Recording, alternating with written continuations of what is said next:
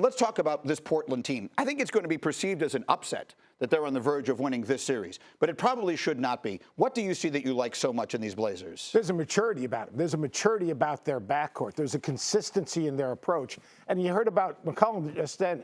He owned what happened last year, and he said, you know what, we've got to do something differently. But to me, it's the maturity and their consistency in their approach, in their effort, in how they play the game. They play for each other, but the maturity is the difference between OKC and Portland. Listen, and this thing is going in the other direction for a bunch of guys you know well. You played for the Thunder. You know a lot of those guys, particularly Russell Westbrook. And so what do you see is happening with them right now? Right now, I see a dysfunctional team. Offensively, we don't know what they're running.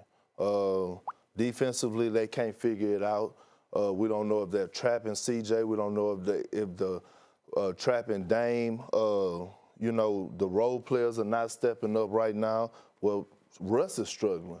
I don't know what's going on with Russ, but to me, I think Oklahoma City have to hang their hats on the defensive end.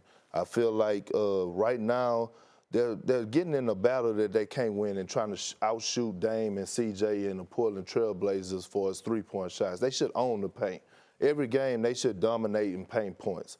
And I think it starts from the top. And with OKC, it starts from the top with the coaching. I think at the end of the day, you have to put your players in position to be successful. If you see the threes are not falling, how about run some cross picks, get Russ to the block, which he has become a pretty good post-up player, get Paul George coming down off some pin downs off the curls, getting to the basket. But right now, they trying to get in the shootout with two guys that got it on their mind. I mean, Dame and C.J. McCollum are killing right now. And something different that happened yesterday that never really happened in the playoffs is that the role players for Portland stepped up on the road. Usually role players step up at home, but they stepped up on the road yesterday. Aminu had a big game. Harkless had a big game. Miles Leonard came in and just affected the game in different ways. And my star that I love off of Portland bench is Zach Collins. He came in with 10 points last night, and, I mean, just affected the game, was being a rim protector. So, I mean, you know, they got to own the paint.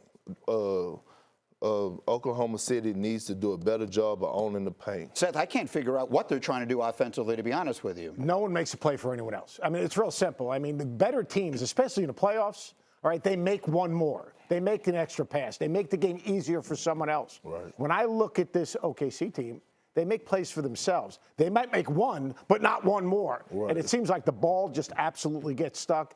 To me, when I look at Westbrook, I look at a guy, he's either high or he's low. You never know what you're going to get out of him. And as a coach, going into a playoff game, you want to know what you're going to get out of a guy every day in his leadership, in his effort, in his intensity, and how productive he is. And you just don't know what you're getting out of him, and it impacts the rest of the team.